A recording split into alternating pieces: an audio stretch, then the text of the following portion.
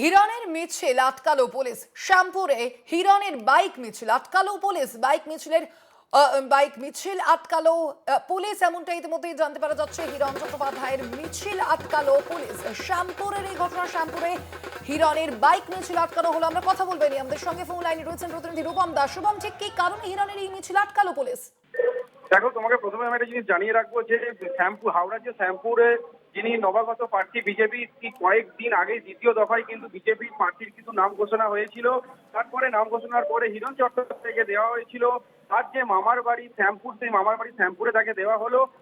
সেখান থেকে তিনি যখন প্রচারে, আজকে যখন তিনি সকালবেলার পর ঠিক দুপুরবেলা মধ্যাহ্নের পর তিনি প্রচারে বেরোয় এবং একটি মন্দির থেকে তিনি পুজো দেন এবং পুজো দিয়ে একটি বিশাল বাইক র্যালি করতে করতে তিনি যখন যাচ্ছিলেন, তখন পুলিশ সেই জায়গাতে গিয়ে সেই বাইক র্যালিটিকে থামান এবং তাদের কাছে কোনো রকম বাইক র্যালির কোনো পারমিশন নেই বলে তাদেরকে কোনো রকম ভাবে কিন্তু বাইক র্যালির জন্য কোনো পারমিশন দেননি।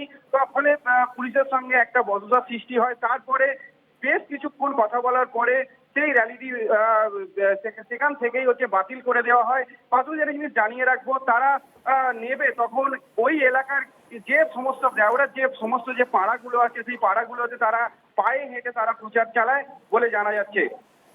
ধন্যবাদ তোমায় রূপম।